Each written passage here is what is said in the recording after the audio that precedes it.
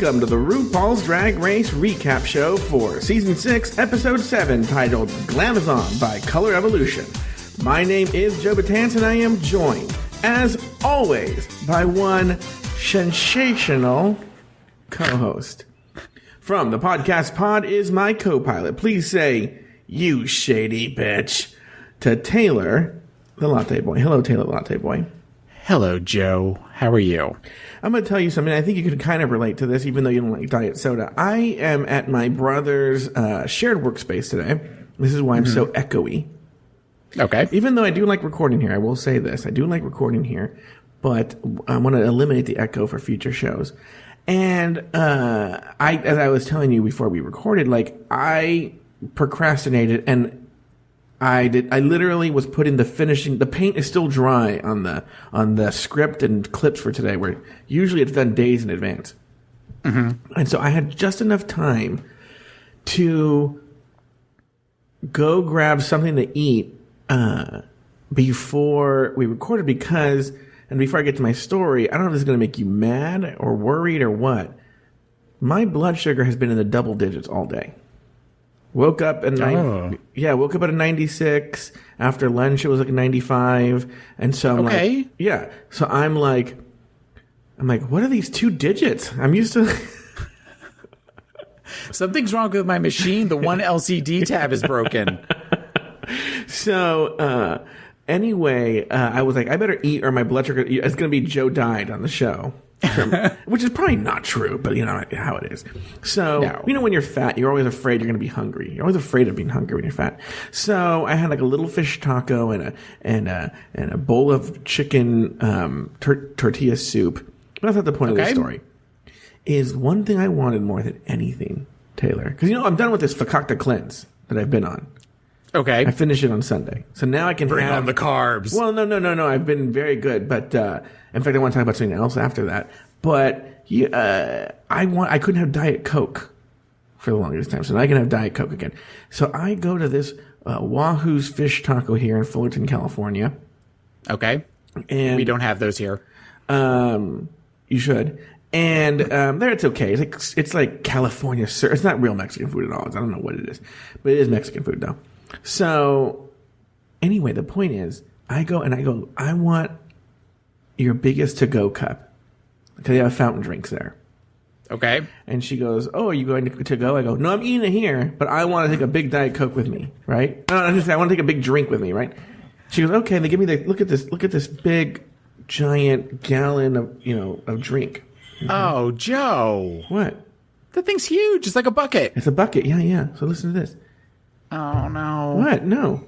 What did you do? I did nothing. I'm just telling you how mad I was. I get it. I'm so happy. I go to the fountain. All they have are Pepsi products. Oh. Burn. If I would have known that, I would have gone to a different restaurant. I'm not even joking. Okay, do they have Mountain Dew, though? I don't know. What am I, from Arkansas? From Rogers, Arkansas? I don't drink Mountain Dew. I love Mountain Dew. Did you ever see... Our friend Adam is from Rogers, Arkansas. Mm-hmm. And he talks like this. Hi. And I drink a Diet Mountain Dew with lunch every single day. Now, Joe Betance, why do you say I'm white trash? But by the way, gosh darn it, did you see that for the Super Bowl, he was so mad and he went to the supermarket and all the soda was there except all the Mountain Dew was gone?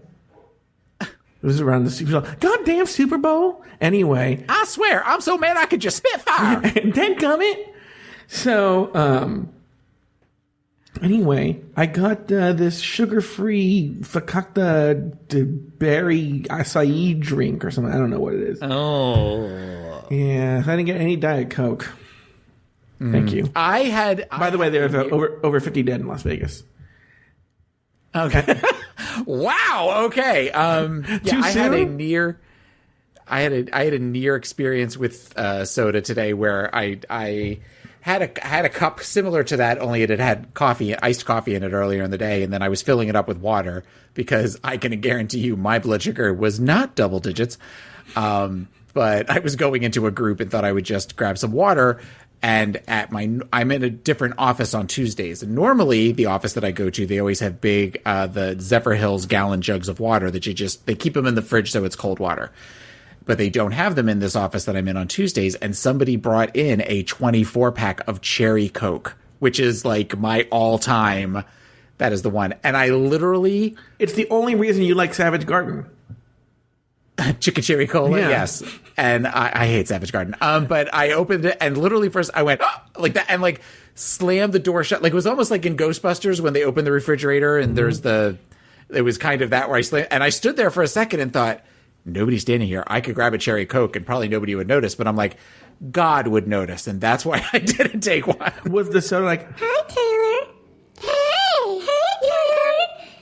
You want to come open up a tub? Yeah, you want to pop me open and drink me? Yeah. Feels so good down your throat, don't I?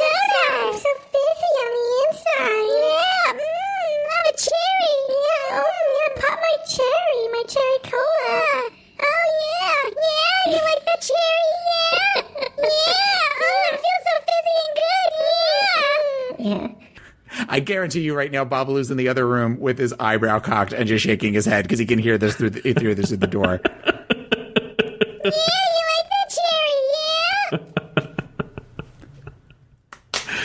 so have you ever used any of these services like Blue Apron or anything like that? No.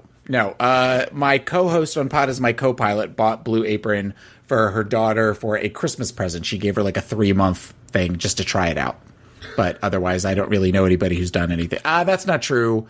One of our listeners of a lot of Pride 48 shows, I know he did Blue Apron for a while. I'm going to tell you something. I know a lot of these podcasts, when Blue Apron advertises with them, they get Blue Apron for free.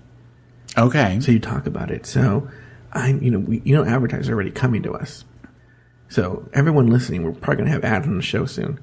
But not on season 6 stuff because they no, not in season 6. This is for like season the real show. Yeah, not the one for our friends. Not the stuff you pay for. The free shit, y'all are getting commercials. Oh, that's a good idea. That if you subscribe on Patreon, you can get the commercial-free version.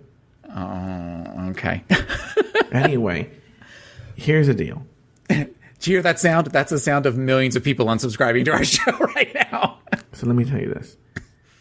So, yeah, because I guess we would lose subscribers on the regular one, huh? Because they would just go to... Anyway, we're not talking about this right now. The point is... Sweet Michael, my friend Sweet Michael, gave me a coupon code. He uses one called HelloFresh. It's a Blue Apron competitor. But this coupon code is good because it's a coupon code for an entire box for the week. So I got it this week. And today I had the pork tenderloin with sweet potatoes and green beans. So wait a minute. Yeah, you had this today? I had it for lunch. Because on top of a fish taco, and because no. It's 5 o'clock there. Yeah. Okay, never mind. Yeah, let me tell you this. I don't know who these portion sizes are that they're going with. I think it's for a small Vietnamese woman that they're making these. This is not a portion size for anybody. Yeah, I don't need organic green beans. I don't need green beans because they're gross. Wait, oh yeah, what? Okay. I don't like green beans. Okay, look. I'm with you. I've had to learn to like vegetables. What vegetables do you just not like? Peas. Peas are something that I will... The look on your face. Peas are just... I made a vow at about the age of 9 when I was forced to sit at my kitchen table until I finished my peas that, as God is my witness, a pea will never pass these lips again. And for the most part, I have withheld from eating a pea since then. I remember, this just reminded me of a story that for Lent one year, just when I was in high school, I would say, my parents were so proud of themselves. They were like, Joey, for Lent this year, we are not going to have anything with the word pea in it. No pizza, no pasta, no pork. And I go, there goes your sex life.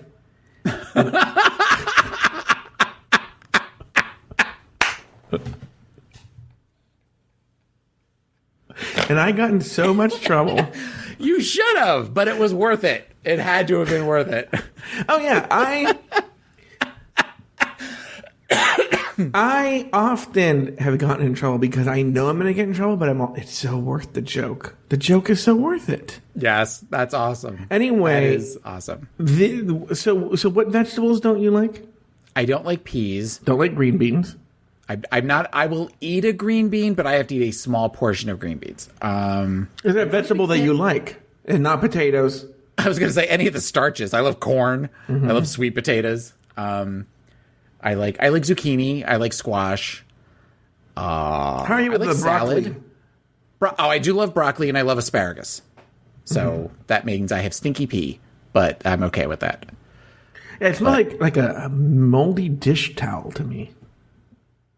When you pee after eating asparagus? Yeah. Yeah.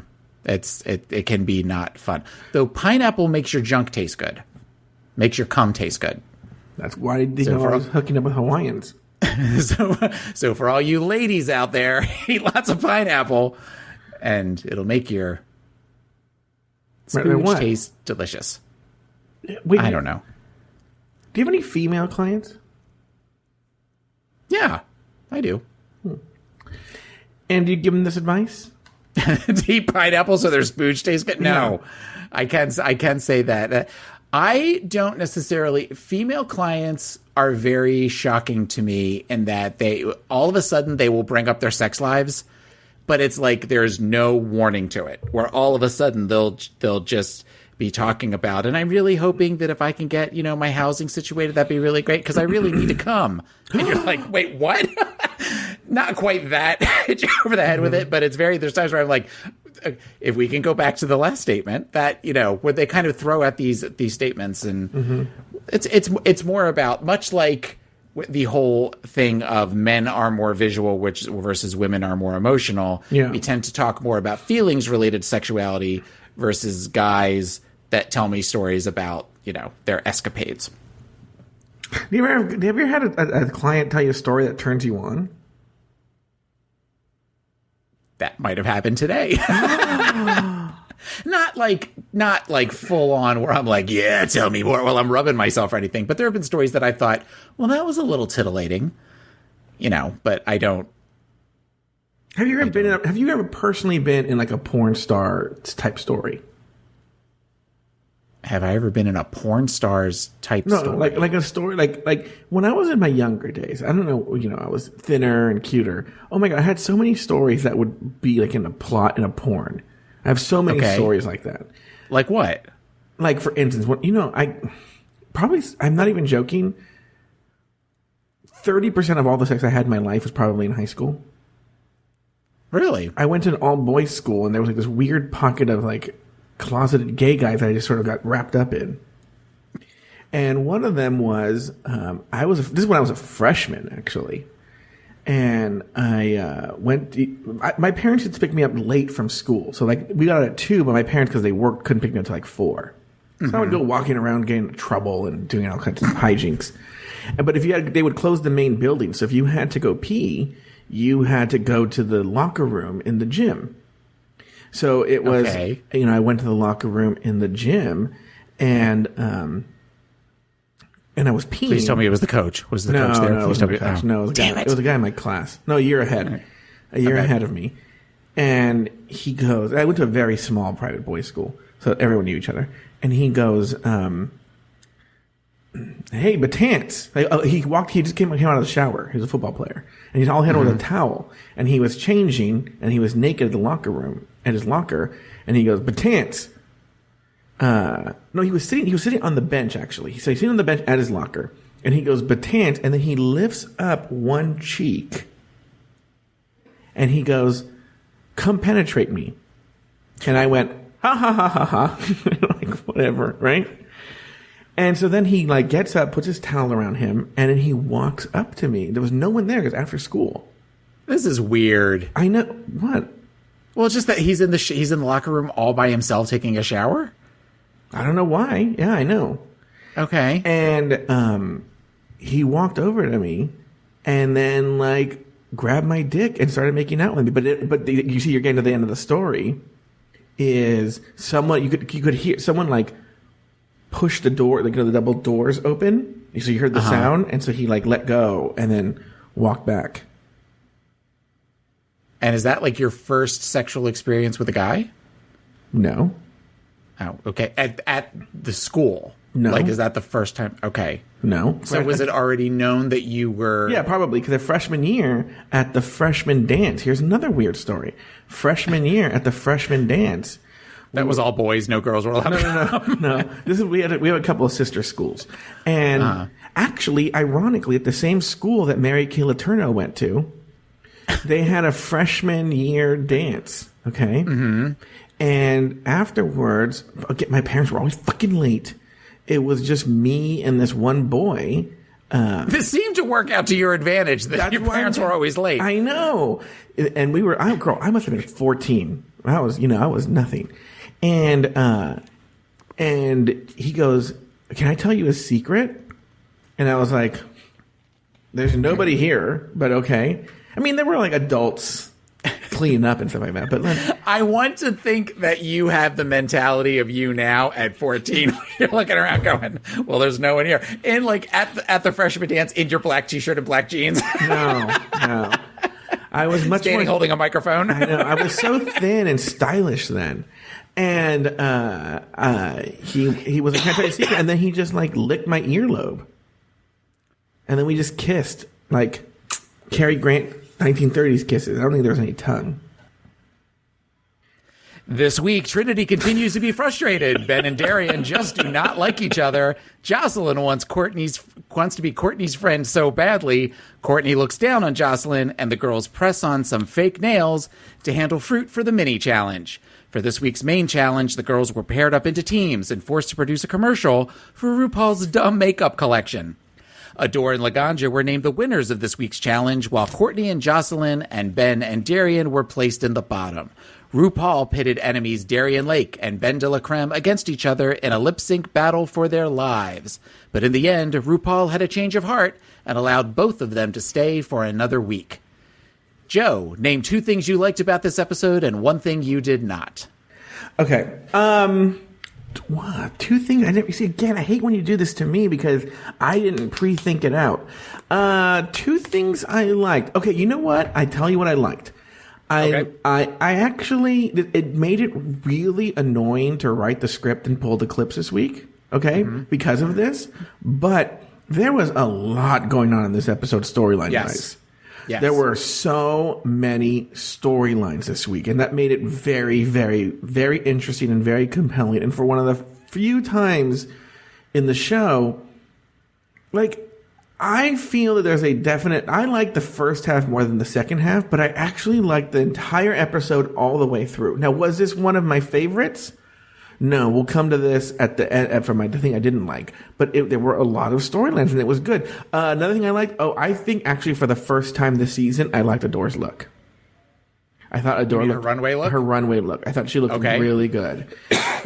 And the one thing I didn't like...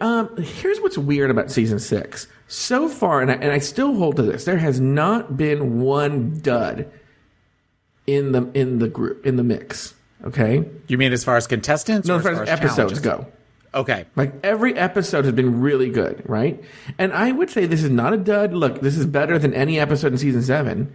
No, but, you're saying. Yeah. But it's the weakest one we've had so far. I know the one we have coming up next week is a pretty legendary one, but after that, they would say boom, boom, boom, and it's done. So I don't remember what's after that. But so far, I would say this is the weakest one, which makes sense in RuPaul's Drag Race world. The middle episodes, which we're right smack dab in the middle, absolutely, are usually like the weaker episodes. But this is still this is with any other season to be an amazing episode.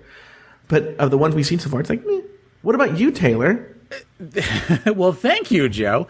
2 things that I liked. I liked this. I think that, is this one of my favorite all-time episodes? No.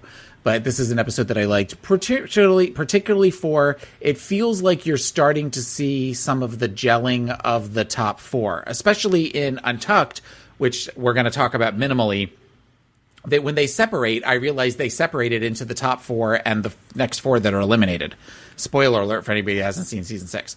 So there's a moment in Untucked that I really like where Laganja is going on and on and on and talking about stuff, and Adore and Courtney just kind of look at each other and they have this knowing smile. And it's just this very sweet moment. So I like that. And when you see the way that some of the queens are responding to each other, it's just, I like this episode for the dynamic part of it.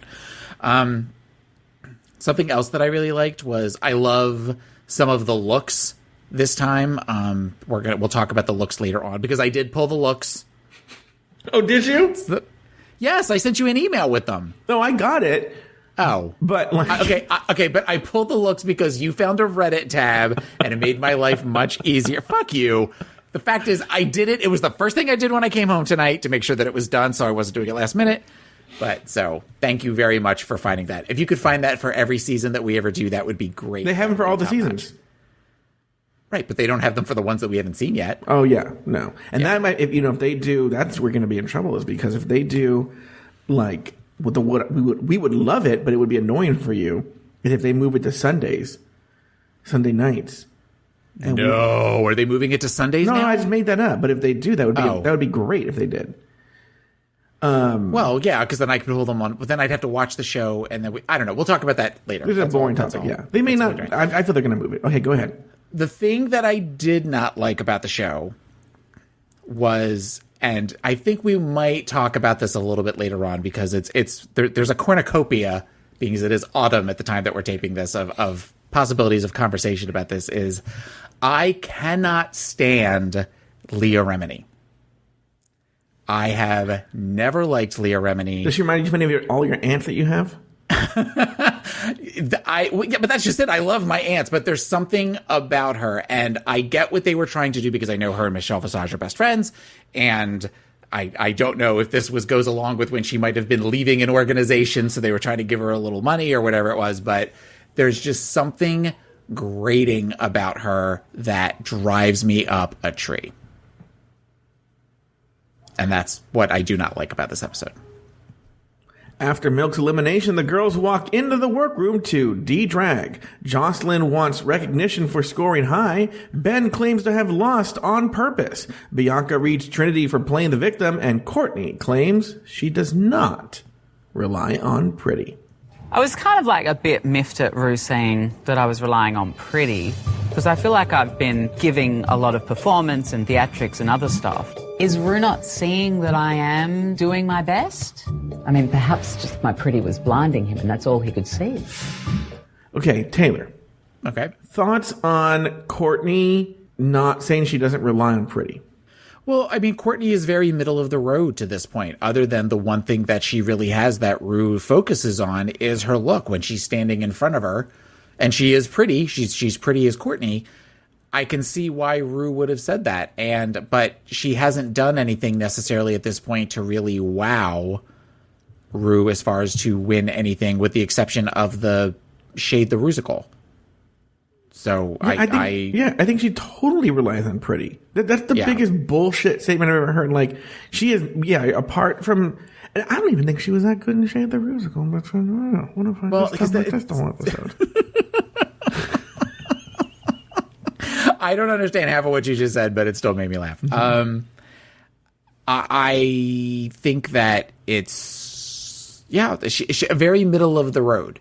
So, and she is somebody that I think she stayed around for as long as she did because she's pretty. She, to me, and I think she lays the groundwork for like a Naomi Smalls for this.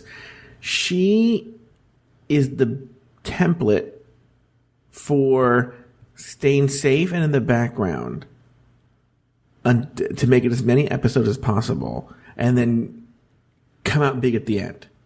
Okay. I remember her looks getting really good at the end. Well, we still have the bird look. We still have. I love her finale looks actually too. Her finale look. The one thing that I remember, she had on this great wig that was, it kind of almost looked like cotton candy, and I remember thinking she looked really, really pretty. And I remember her dress kind of went along with it. That it was sort of almost like crocheted. Oh, you remember she had two dresses. I remember there was one that was sort of like knit.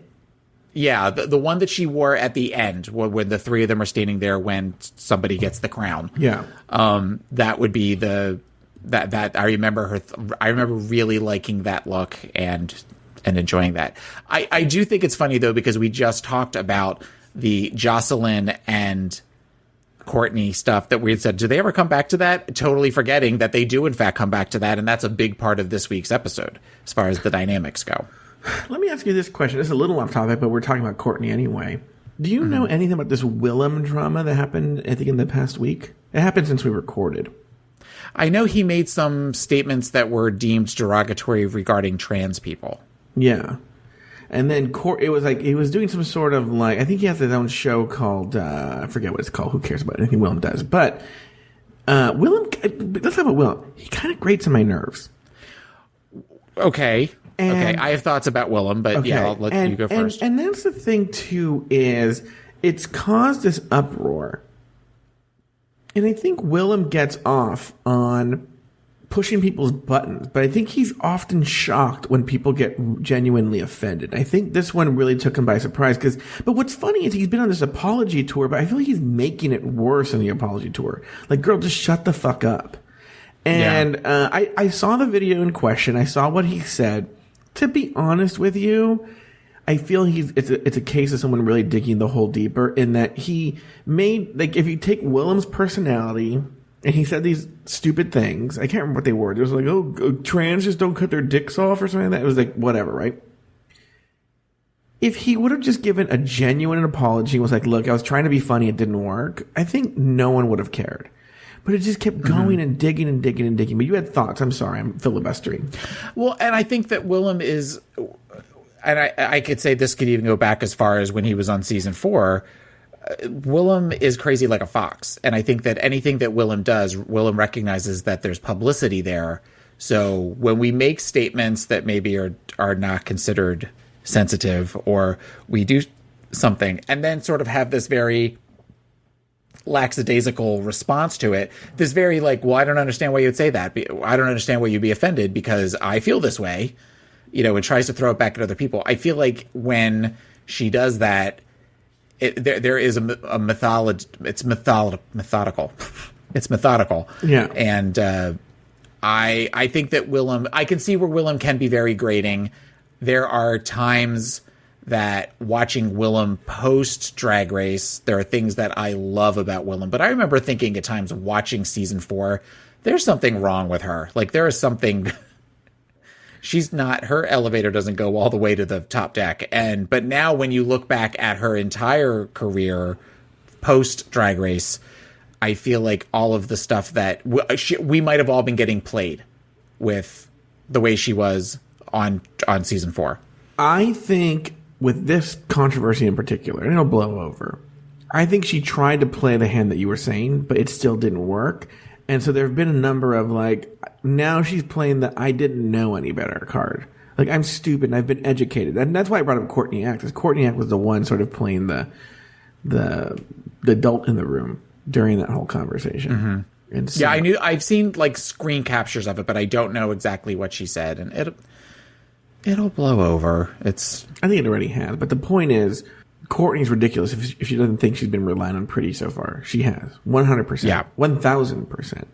The next day, RuPaul walks into the workroom to announce this week's mini challenge. For today's mini challenge, I want you to lend a hand to Michelle Obama's Let's Move program by making fruits and vegetables sexy and appealing. Now, you need to drag out your digits and then hand model this farm fresh produce. Now, I cut out the whole annoying, scruff pit crew. Yeah. Because 1 skin, 2 skin, 3 skin, 4 skin. Okay. No, but I hate when they go woof woof woof woof woof. Like, that was part of, like, the client wanted them to do that. Ugh, it's crazy. Was that part of that? That's why they did that? Clearly. Like, they do it every time. They go woof woof woof woof woof woof woof.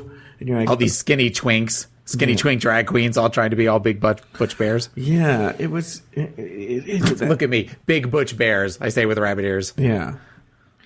So, anyway, I took that out. But what did you think of this mini challenge, Taylor the Latte Boy? Dumb. It was dumb. I appreciate the fact that it was focusing on something different other than hair or makeup. but the whole double entendre and everything was just not. It was forced. What did you think? I thought it was a terrible mini challenge. Yeah. I had to rewatch it, because I watched these episodes several times, and I was like, I don't understand why Laganja won. Like, not that there were anyone who was better. I don't understand what the rubric was. I don't understand why did Laganja win. I think they just wanted Laganja to win. Well, and I mean, if anything, from what I remember, her nails were kind of the worst. I remember thinking like there was a lot of shit dripping on them as far as glitter in different colors, and like I wasn't paying attention that much, but I remember when Laganja went, I kind of went, ooh. I also kind of remember thinking if anyone did well, it'd be like Darian, because the way she was like stroking the corn with the nails. Well, stroking the corn, and also it's from the neck down, and she has enormous boobs. So, I mean, that right there, I mean, that's kind of a focus. So you would think that would be something that would be a little bit more on the nose. So or a door with the peanuts and trying to smash them. Mm-hmm. Like, I'm not saying that those were any, but why Laganja? I didn't get in particular why Laganja. It didn't make any sense. Yeah, I would agree. I didn't like that one. Oh, we weren't supposed to discuss that there. I was supposed to move on. Laganja was named the winner of the challenge, which won her an advantage in the main challenge, which RuPaul explained to the girls. This week, the main challenge is personal. I am launching my first ever makeup line. RuPaul's Glamazon by Colorevolution. And I'm entrusting each of you to help me market it. I need you to create 30-second commercial campaigns that target today's woman. RuPaul herself broke the girls up into totally 100% random teams. First up, Adore and Laganja. You'll be marketing toward mean girls. Spoiled teenagers, obsessed with beauty and texting and tweeting and twerking. Next, Courtney and Jocelyn. Your target is hot mamas. Next, Bianca and Trinity. I'm assigning you glamorous working girls, from hookers to CEOs. And that leaves Ben de la Creme and Darian Lake. Really? Really? You'll target the cougar demo, mature ladies who only get sexier with the passing years. I forgot to take Darian out of there. Taylor. Yes. What were your thoughts on the teams? What were your thoughts on how we were divided up? What were your thoughts on just the premise of the main challenge? The totally random teams? The totally, I'm going to pull these off the top of my head, random teams? Why don't we just put these people together? It made sense in that it made for good television. She knew, or the producers knew, or whoever knew, that if we mixed there was enough drama between each of these couples that something good would come of the episode. And I feel like for the most part, every team delivered on some level, whether it's being supportive or tearing each other apart.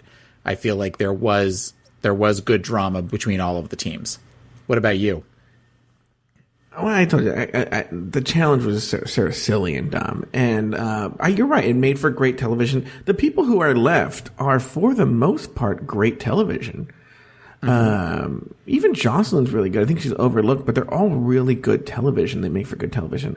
I have actually, with this episode in general, and I don't think I pulled all the clips that highlighted this, there are a lot of shenanigans and stunt shows going on with the editing in this episode. Mm-hmm. A lot of it. Maybe we'll attack some of it today. But, like, there's some, like, for instance, so both Ben and Darian and Courtney and Jocelyn have said the editing made up a relationship that didn't exist. Okay. Courtney and Jocelyn, I think you can totally see that. Okay, the way they edited it.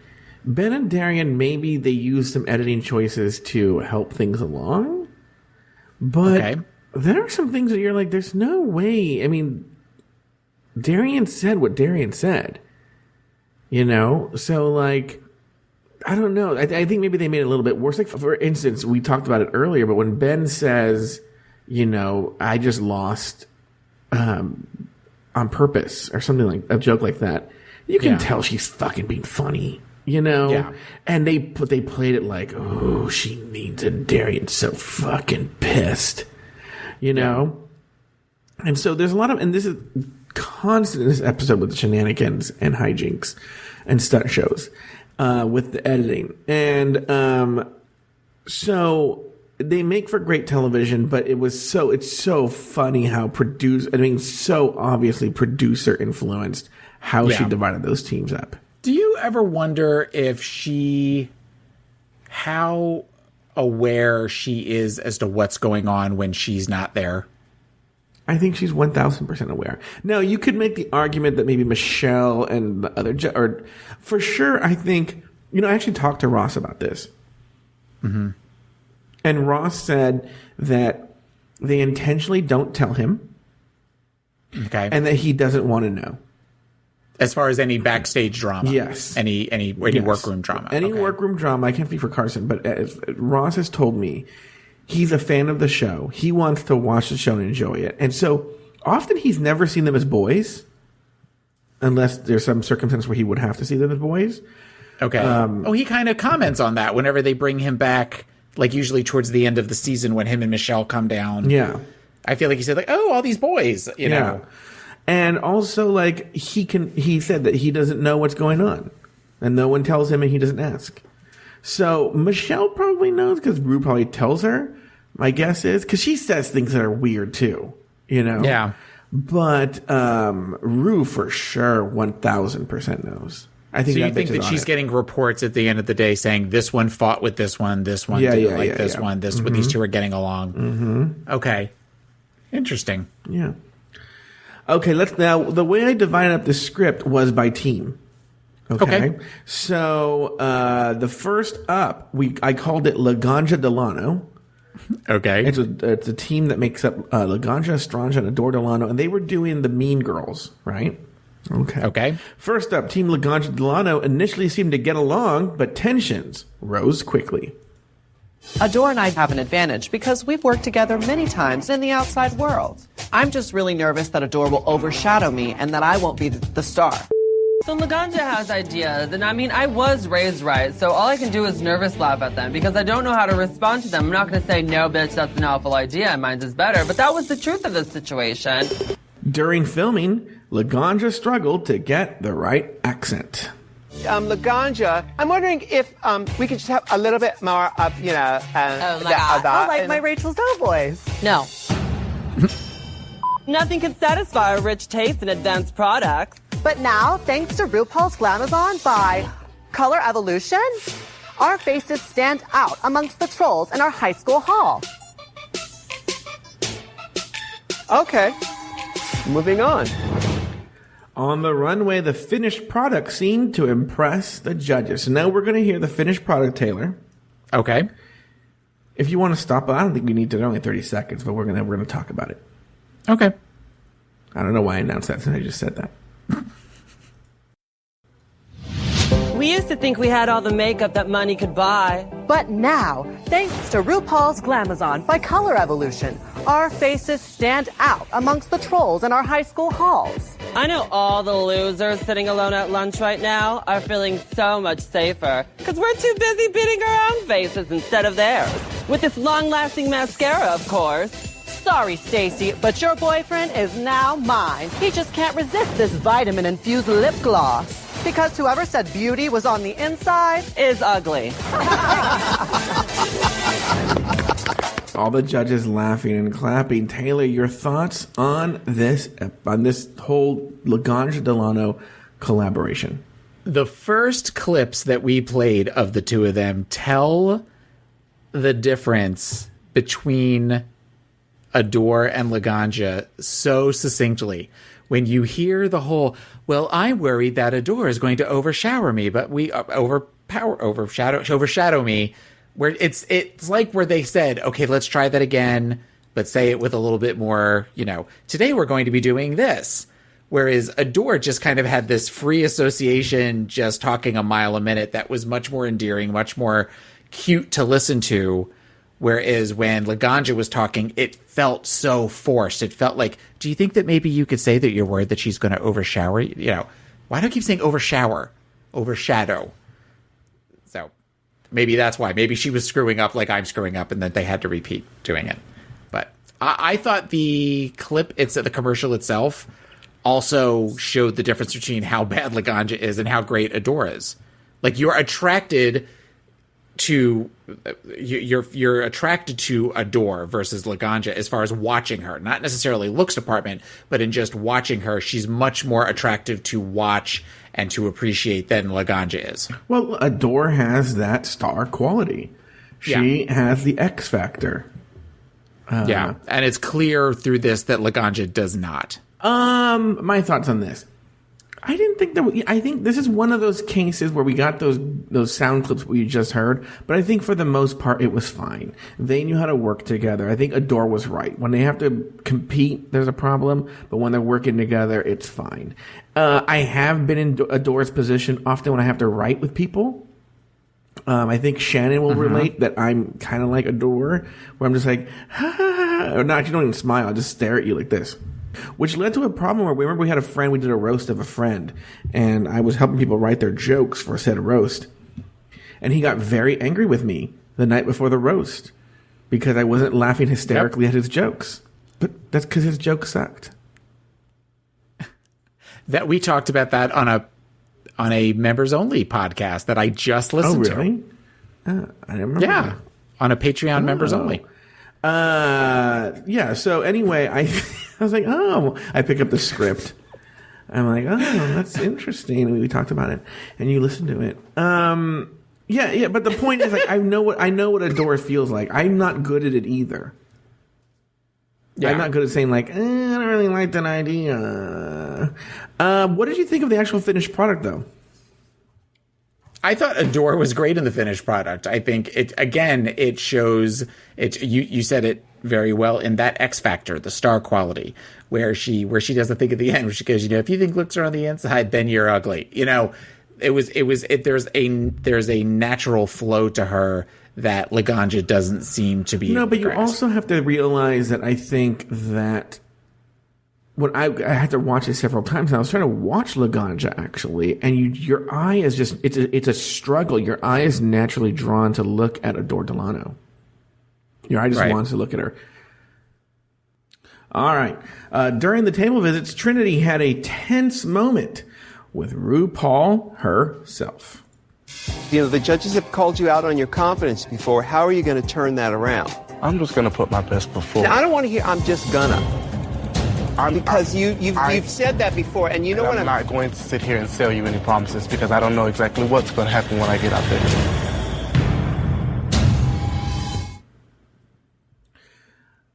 In the workroom, the girls had a mirror moment.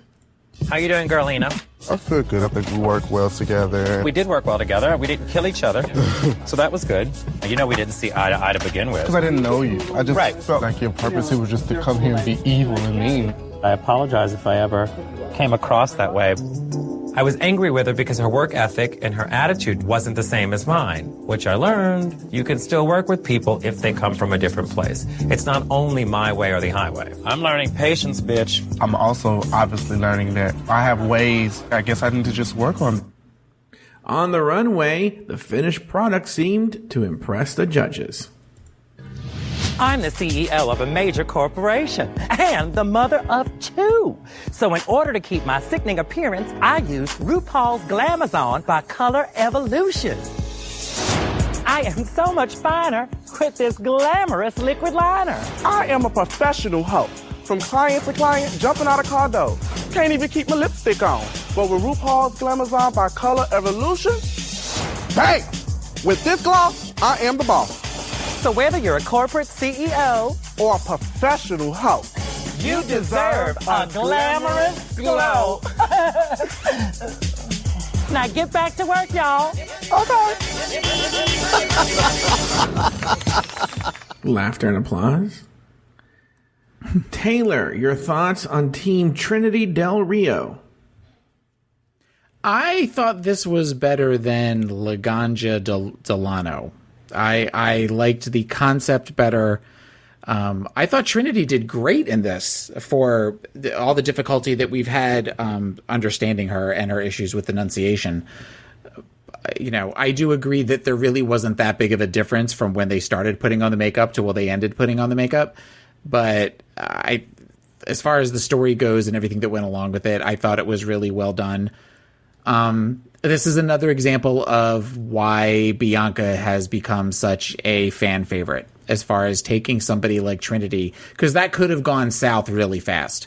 And the fact that Trinity and Bianca seem to be able to work through their differences, and Bianca recognized some things in herself, was I liked watching that. The one moment where she says, "You got this, bitch."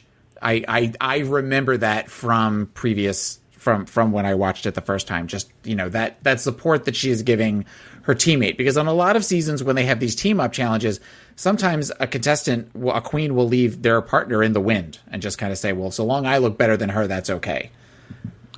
Yeah, this is a really good example. I mean, God, we had to hear it for fucking weeks of you talking about this fucking censure. But I think this moment... You're an asshole. I think this moment really is the floodgates already have opened now, and we're seeing a vulnerability from Bianca, which I feel that people who try to emulate her in later seasons never get that part. They get the cunty part and the reading people part, but they don't get that it's matched with a vulnerability and a maturity that comes with it, which a salty and a sweet, if you will. Well, okay, if I can add on to that, Bianca is, and this isn't necessarily a word that you would think to describe her, but there is a vulnerability to Bianca where she is open to criticism and she's open to being constructive and really truly hear what they're saying. There's a confidence, but that confidence isn't, oh bitch, I'm the best and that's all there is. She's willing to work further. Whereas a lot of times with these Bianca wannabes, you don't get that. You just get the cunty, you just get the reading, and they just think, well bitch, I'm the best, I don't have to pay attention to anybody, and that's why they get sent packing. In the workroom, Jocelyn seems starstruck by her teammate. I cannot even wrap my brain around it at this moment that I'm actually doing this thing with Courtney Act herself. She has so much respect for me, and I, of course, have the utmost respect for her. I think, we should do makeovers, Does one of us want to be like a before and one of us want to be after? Imagine if you were the before. But the problem is, no one would ever believe that you were the after. Right? I have a lot to say about this one. Okay. The tension continued as the girls prepped for the runway.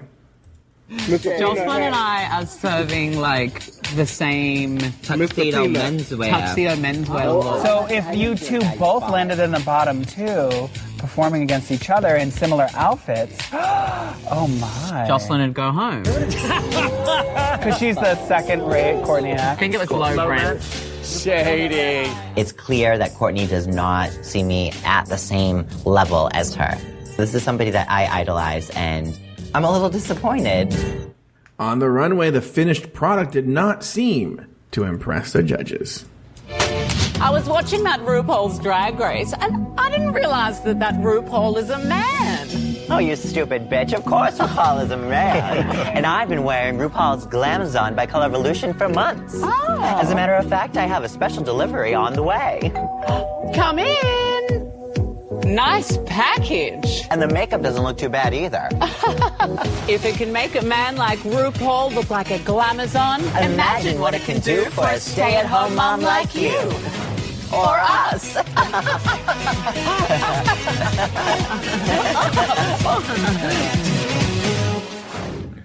Okay, Taylor, your thoughts on the whole Courtney and Jocelyn drama?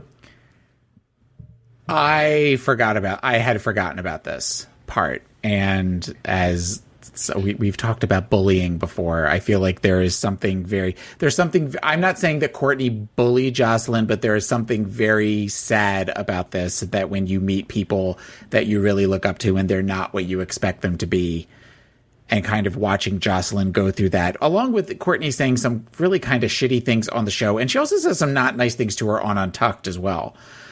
Whether that is editing or not, the fact is she said them, and it seems as though Jocelyn was really hurt by them. As far as the final commercial goes, just listening to the audio, Jocelyn is much better than Courtney. Yes.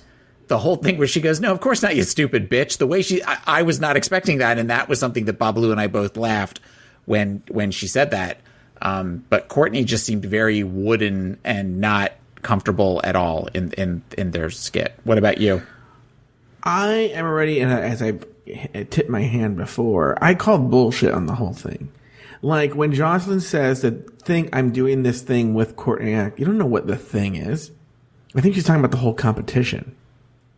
You know? Okay. And then when they show Courtney saying these cunty things, I think that there is a tongue-in-cheek nature to it, particularly since she's Australian. And I feel like people outside the United States use tongue-in-cheek humor so much more than we do. Mm-hmm. And then they immediately cut.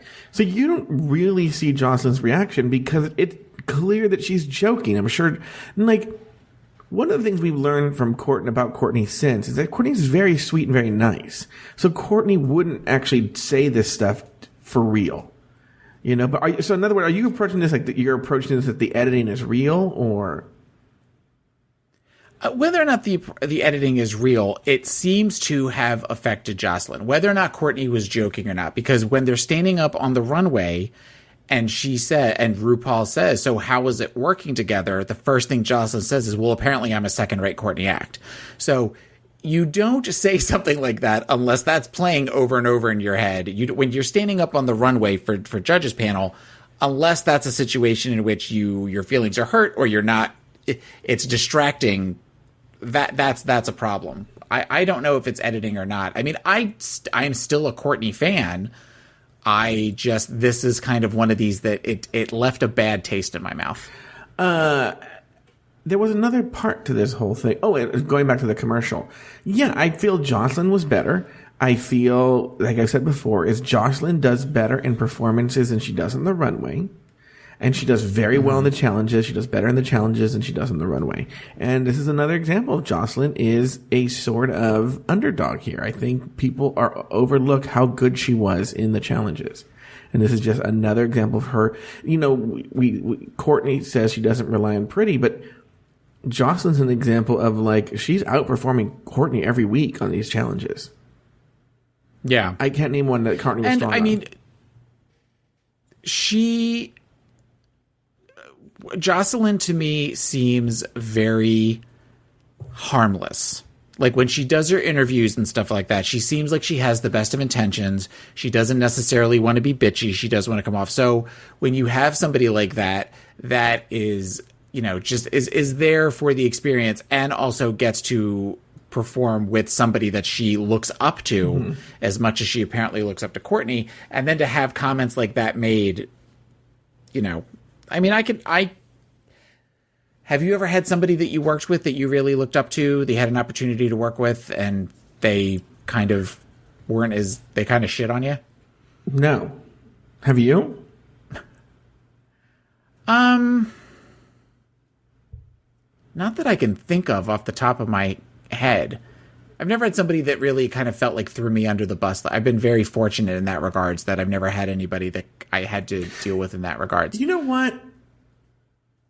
I will amend what I said. In college, I wrote for the school newspaper, and the editor-in-chief at the time was this guy who was also older for college. He was 32 at the time, but had gone back to school. And I just thought he was like the coolest guy ever, right? And he would always like tell me what a good job I was doing. I was a little freshman in college and really encouraged me to write. And one time this girl walked in.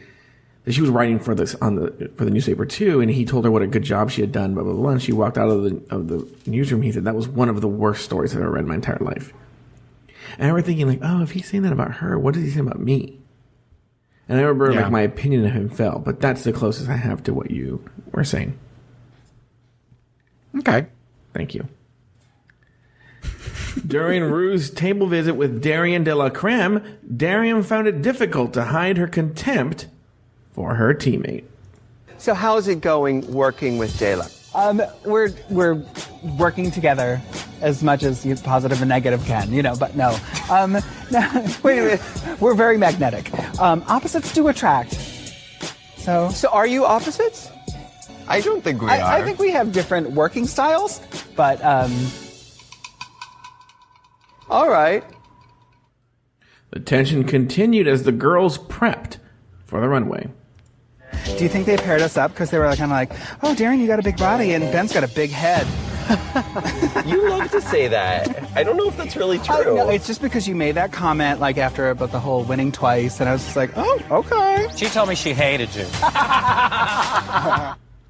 On the runway, the finished product did not seem to impress the judges. The signs of age. Cosmetic surgery can help you rebuild your foundation. But no renovation is complete without a fresh coat of paint. Shh. Your secret is safe with RuPaul's Glamazon by Colorevolution. Feel sassy with shadows that accentuate that newly lifted lid. Get the most kick out of your collagen with a high-gloss lip shine. Blush helps to accentuate cheekbones and distract from unsightly scars. Your body is a temple. Now pray, Cougar, pray. Taylor. Golf clap. Taylor, any thoughts on what we just heard about Ben de la Creme, Darian Lake, their tension? What are your thoughts? I don't get that it's a Ben-Darian tension. I feel like it's a Darian tension. Darian does not seem to like Ben. And just the shade that she's throwing towards her is not gross. Now, I know that there's been discussion of the authenticity of Ben de la Creme when the cameras aren't on, but the way that she is portrayed, where she seems very like, I don't understand why you feel this way.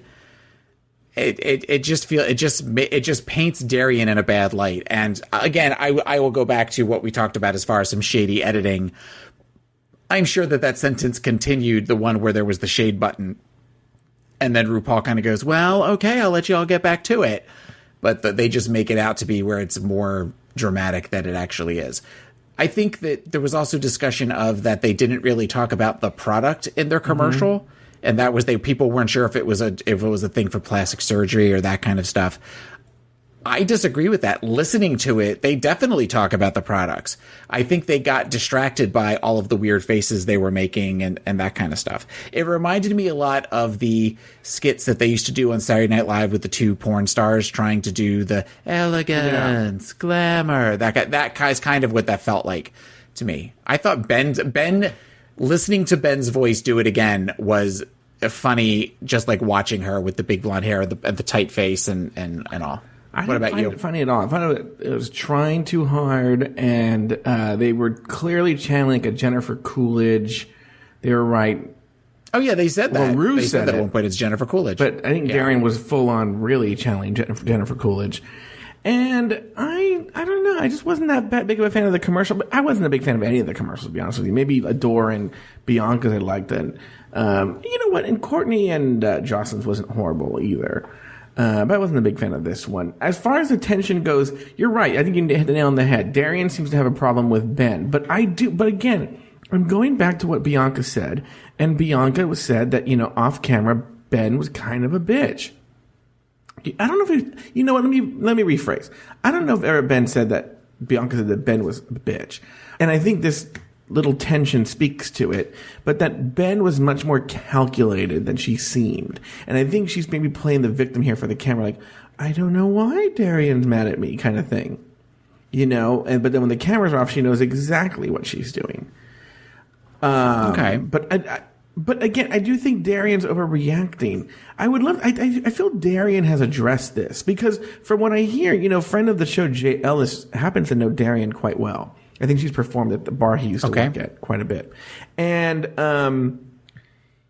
he says she's a total sweetheart. You know, and you've never heard anything about. In other words, whenever they paint these storylines like this, I always want to know, well, how is the person after? You know, after the show. Like Courtney has been sweet after the show. Darian has been sweet. You don't hear stories about them being terrible people after the show. Where other people, you do hear about them being terrible. You hear stories about Acid Betty being a total fucking bitch in meet and greets.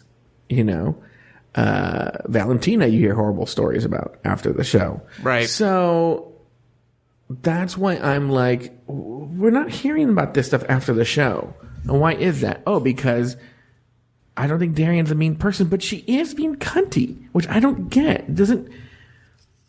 There's something going on, and I think there's something we're missing. I feel there's an element that we're missing. I don't know. I want to get to the bottom of it. I almost kind of want to ask to interview Darian Lake about it. Well, maybe we can interview Darian sometime. Maybe I'll ask Jay Ellis to hook that up. But now it's time for the looks. All right. Oh wow, Taylor, you did a great job on the looks as we look at this. There's like backgrounds and everything. I know. This is awesome. I take pride in my work. Thank you very much. So this week, the theme was black and white ball realness. And we are going to start with, though her picture is not here, and I don't understand why, if it's a black and white ball, it doesn't matter what she looked like. RuPaul was wearing every fucking color in the rainbow. And that pissed me off. She should wear black and white just like everybody else does. So she gets a boot for that. But, the first one we're going to start with is Bianca Del Rio, who had on a black and white dress, obviously, with big white and off-the-shoulder black with a big bow tie and a huge white poofy skirt. And she had very Cruella de Vil black and white hair with a big skunk stripe. I love this look. This is probably my favorite Bianca look. I would give this look a toot. How about you? Yeah, I like this look a lot. And it's actually, even though it's sort of the same silhouette, it's a little bit different for her. And it's not just one color, and it's two-tone. I think she looks fantastic. The gloves are good. She actually made that bow on her work, that schmuckta that Ben probably tries to do, but it didn't seem costumey on Bianca's dress. Well, and I mean, also, if you bring up the picture a little bit more, it's actually quite detailed as far as, she stoned that dress, and with the gloves and everything. It's not just as simple as it maybe looked on standard definition TV. So it's a beautiful look. I think her makeup, she's not doing clown. It's just a great, great look. Probably one of my favorite looks of the season. Okay. Next up, we have Jocelyn Fox, who is wearing, I don't know what the fuck she's wearing, but she has on a top hat, and she has boy hair, and she's wearing bra and panties, and she's wearing suspenders, and she's wearing all sorts of stuff. This look was a huge train wreck for me, and somebody on Untucked called it, "You look like Baby New Year." It's Baby New Year drag. And once they said that, now I can't unsee that, so I give this look a boot. How about you? You know what? Watching it walk down the runway, I didn't hate it that much. I hated that stupid hat even on the runway. That hat is stupid. But yeah, looking at it in a photograph, it is really stupid. The whole outfit. Yeah. I didn't hate it walking down the runway. But yeah, I hate this outfit. It looks... Well, her ass is great, so maybe that you were distracted by the ass. But how is this different from anything Courtney's done? Well, with Courtney's, it seems when Courtney has done stuff like that, it seems more streamlined. Whereas this just, I'm grabbing everything out of my dresser and just throwing it on. So you're saying she's a low-rent Courtney act? Mm-hmm. I'm saying she's a second-rate Courtney act. Her look isn't as polished as Courtney's. Courtney said that in Untucked, too. So, and as much as I like Jocelyn, I would agree with that. So, all right. So, do you give her look a boot or a toot? Boot. Okay, next up we have Darian Lake, who looks like... She's in a form-fitting black skirt that kind of starts right under the boob line that is striped, and she is wearing big, spangly, big, huge shoulder pads and an updo. I don't hate this look, only because it looks like something Delta Burke would have worn on Designing Women in about 1988. but I don't necessarily love this look either. But it's better than some of the things that she's worn. It feels like everything Darian wears is something that she got at Lane Bryant, like in the fancy section of Lane Bryant. So there's nothing really that speaks to the uniqueness of Darian. It all just looks like very off the rack. So I will give this look a toot, but a lowercase t, so a toot with reservations. How about you? I think it's an interesting choice to make the shoulders and everything so big because it makes her look smaller, which I think is an interesting thing, even though she still looks big, but not as big as she usually does. The hair looks good. I think the Delta Burke comparison, by the way, another reference for anyone under 35 is not going to get. Is an interesting. By the way, on Designing Women, how did they explain Suzanne? Which Sugarbaker was she? Delta Burke. She was Suzanne Sugarbaker. She was Julia Sugarbaker's younger sister. How did they explain her leaving? She went off and married. She got married and she moved to Tokyo to be near Mother. Oh, okay. No, she didn't get married until she was in Women of the House. But she left the show to be with her mother who had moved to Tokyo. And that's how they brought in Allison Sugarbaker and Carlene Stillfield, Charlene's sister, played by Jan Hooks, the late, great Was Jan she good Hooks. on the show? She wasn't as good as, Jean Smart. She wasn't as good as Jean Smart, but she was pretty good. She was a little bit more corn poke than Charlene had become.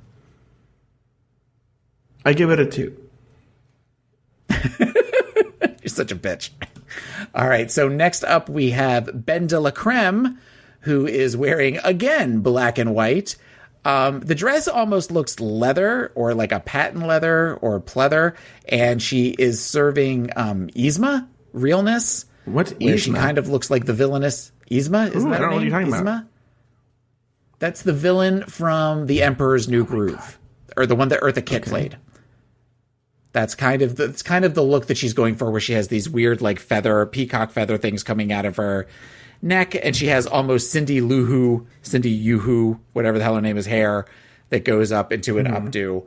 I like this look. I really liked it. I know that it didn't necessarily get great reviews on the runway, but I liked it, so I would give this look a toot. Mm-hmm. I actually really like it. I don't know why I've been liking this weird illusion where there's a thinner person on the dress and then it makes you look thinner. Cut to next week, I show up in like an abs t-shirt and like it's super thin. I'm like, what? I find this thing a lot with Ben de la Creme, but if you just removed one thing, it'd be great. And that whole weird peacock feather thing on her runner neck, I don't like. And if she would have just removed it, I think I would have liked it so much more. So I'm going to give it a mild toot. Okay. A mild toot. After your fish taco. After my fish taco. All right. So next up, we have Adore Delano, who is shockingly wearing black and white. And she is in a short skirt with some great heels, and she has on a very spangly top. Her wig is half black, half white. Black lipstick, great eyes. I love this look. I know you mentioned earlier that you really kind of liked her look as well.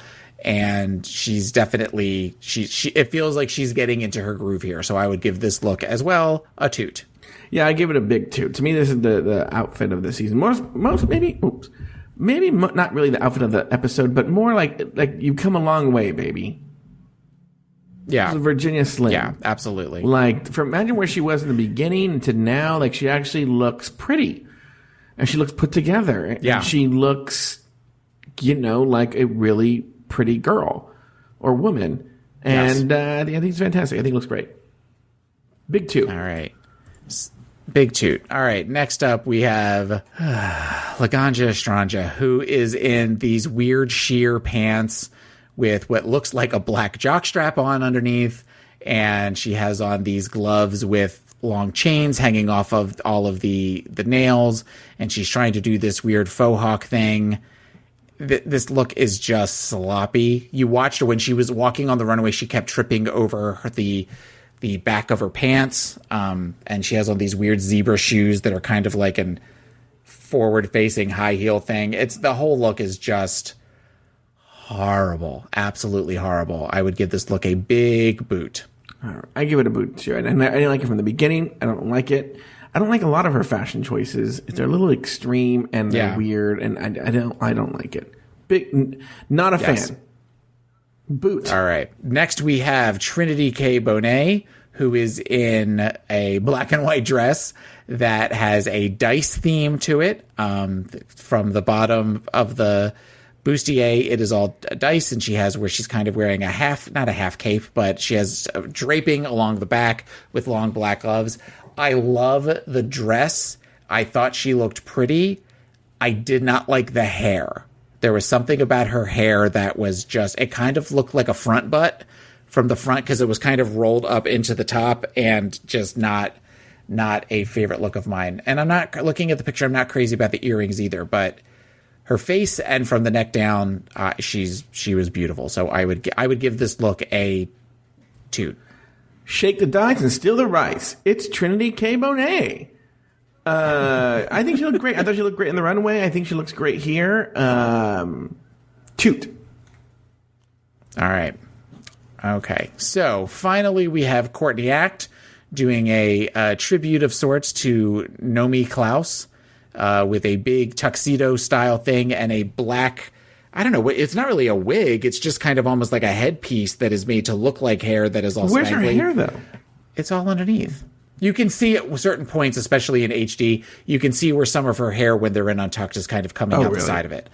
But for somebody who is relying on body, according to relying on beauty, I thought this was a brave, bold choice. I love this look because it kind of looks like something a superhero would wear. Mm-hmm. So in that regards, I really like it. So I would give this look a toot. This is something I would usually not like. It's a little severe for me, but it really worked for me. I really, really liked that. She pulled it off. And for the fact that I wouldn't really like it usually, but I liked it on her, I'm going to give it a big toot. All right. So, and that is all the looks for the week. That is the looks. Yes, that is the looks. After the judges' deliberation, Lagrange and Adore were named the winners of the challenge, while Ben Delacreme and Darian Lake engaged in a lip-sync battle for their lives. The song, Point of No Return by Expose. For some reason, RuPaul was so moved by this lip sync that she allowed both girls to stay. Taylor, any final thoughts on the episode? As far as the lip sync goes, I don't get why both of them got to stay. Yeah, I don't get it either. It didn't make, because neither one of them was necessarily great. I would say between the two, if she had to send somebody home, Ben should have been sent home. Yes. Ben kind of made the same mistake Gia Gunn did, where she went to the back of the stage and then was back there forever trying to get out of her dress. Yeah. But the joke of the night goes to Bianca, who says at one point during this, Darian is killing it because back in the day, Darian owned this cassette. She knew every lyric. She knew every dance move, which we both roared when she said that, because I'm thinking to myself, I had that cassette when I was a kid and I knew all the dance moves and I knew all the lyrics. So it's just such a great song. This song is so Jersey. The song is so 80s Jersey that it brings a smile to my face, which they used this on didn't they use this on an All-Stars? I feel like they've done this song before. Because I feel like back on a previous season, we did a radio challenge for this. Well, and I feel like we did it to this song. No, I'm looking at all the songs. We've never done it. I'll look at season 8. I am almost positive, but maybe it was just we just picked a random song. Yeah, maybe. Or maybe you just picked a random song. But either way, it's a great song. There was a lot of stuff related to Ben's response to possibly going home and then coming back that was on Untucked that we didn't pull for this episode. But I was surprised because I thought that she made it further. Ben made it further into the season. So when they said that, I was kind of like, well, I know Darian stays around. So it was a pleasant surprise when they both came, even though I knew it happened. I don't know how I'm saying it, but it makes sense to me in my head, and that's really all that matters. What about you? What are your final thoughts? You look so annoyed right now. No, I'm not annoyed at all. I'm trying to think. I don't think I really I mean, I think, like I told you, I kind of gave my final thoughts in the beginning. I think the episode was fine. I don't have a big problem with the episode, but it's not my favorite, but it's not a terrible episode. I think there's a lot of shenanigans with the editing.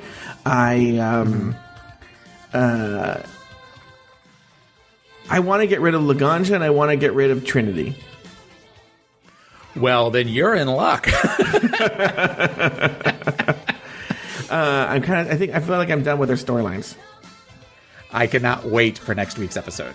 I am so excited because, and the reason why, is back when there was the initial Laganja moment with her family in Untucked, and then there was the whole thing where Bianca said, you know, that your family seems like lovely people, but you're not going to win.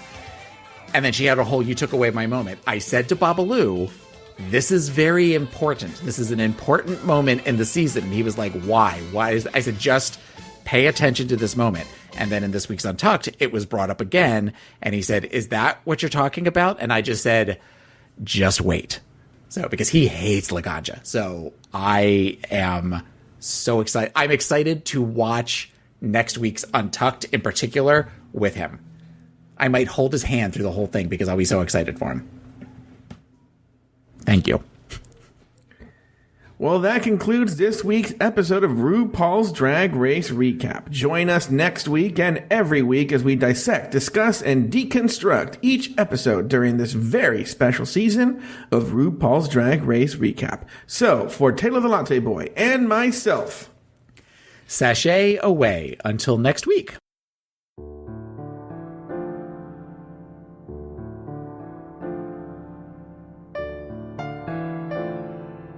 RuPaul's Drag Race Recap is an Afterthought Media podcast. To learn more about Afterthought Media, visit afterthought.media. To support us on Patreon and to gain access to our other shows, please visit us at patreon.com/dragracerecap. For a small monthly fee, you gain access to hours of bonus content weekly, frequent live shows, and access to our extensive back catalog. To contact the show, email us at dragracerecap@gmail.com. Follow the show on Instagram and Twitter at Drag Race Recap, and follow the show on Facebook at facebook.com/dragracerecap. You can find Taylor the Latte Boy on his other podcast called Pod Is My Co-Pilot, available at podismycopilot.com and everywhere you get your podcasts.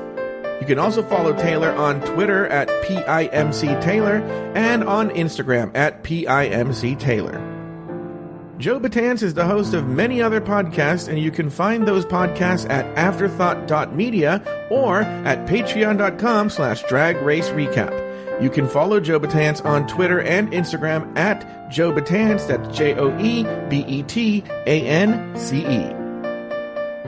This episode was recorded in the summer or fall of 2017 and originally released on Patreon.